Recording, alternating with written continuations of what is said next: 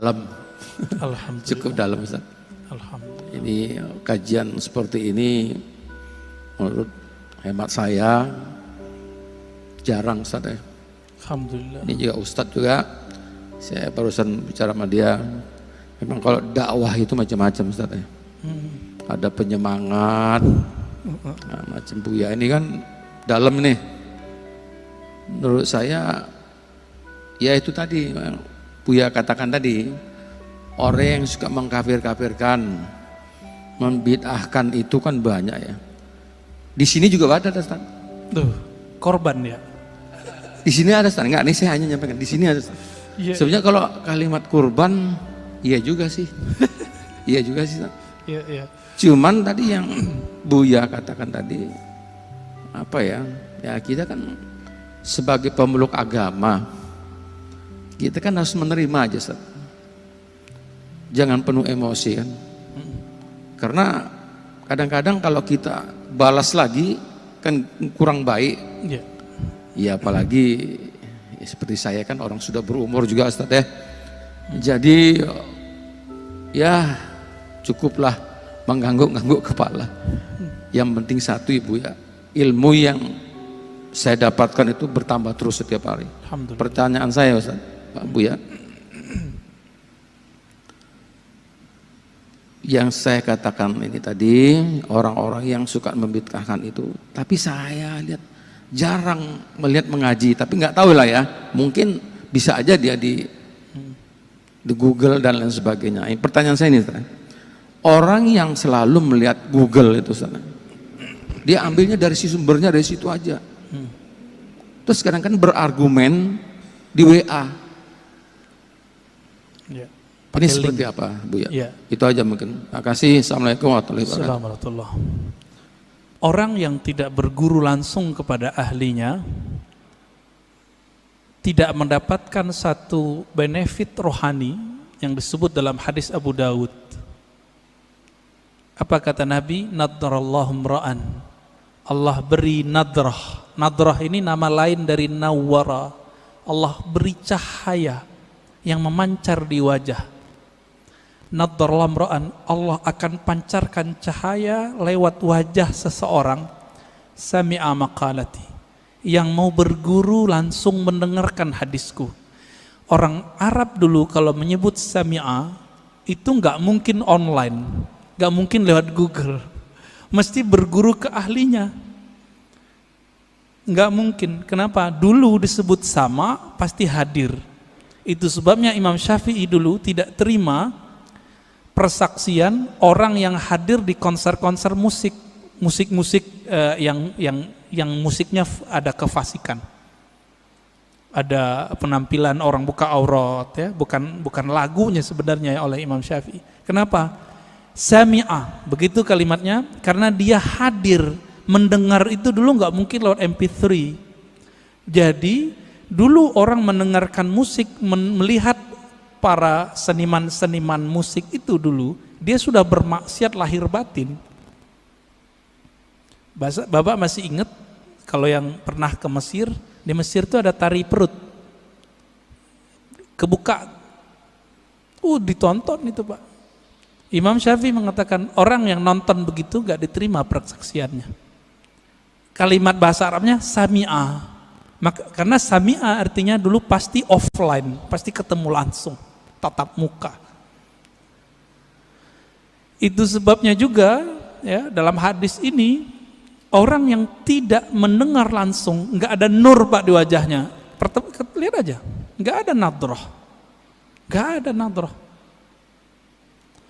Semakin dia tambah ilmu, ilmu itu masuknya ke otak. Otak ini bekerja dengan akal, sedangkan hidayah masuk ke kolbu. Beda tuh. Siapa yang mengatakan ini? Imam ahli hadis, ahli kolbu, Imam Abu Hafs As-Surawardi dalam kitab Awariful Ma'arif. Makanya banyak orang berilmu belum tentu dia punya hidayah di kolbunya. Kalau itu yang terjadi, tambah ilmu, tambah sombong. Jadi kalau dengerin kajian di YouTube, di TV-TV online, TV-TV satelit, apa yang terjadi? Wah, ini bahan nyalahin orang masjid nih. Setiap kali ngaji, wah ini bahan nih, wah ini bahan. Ketika dapat link-link di Google, link-link di YouTube, wah share di grup, ini bisa untuk membantah bid'ah yang ada di masjid. Jadi niatnya selalu untuk orang, bantah orang, bantah orang, bantah orang. Yang suka bantah dari dulu siapa? Dari semenjak alam semesta dicipta, iblis. Ya, yang suka bantah itu iblis, Pak. Yang suka bantah itu iblis. Makanya Nabi SAW mengatakan, ketika ada orang membantah Nabi, i'dil ya Muhammad, ittaqillah ya Muhammad. Muhammad, kamu berbuat adil lah. Loh, ada orang berani ngomong ke Nabi, engkau bertakwalah hai Muhammad, berbuat adil lah hai Muhammad. Apa kata Nabi? Akan muncul dari orang ini, akan muncul dari kelompok dia, sekelompok orang yang jika baca Quran dan Sunnah, padahal dia lancar baca Quran dan Sunnah, link-linknya lancar, Pak, tapi tidak tembus imannya ke dalam kalbunya. Fa idza laqitumuhum faqtuluhum. Wah, ini yang berat ini. Jika engkau bertemu mereka, maka kalimatnya gimana cara terjemahan ini, Ustaz?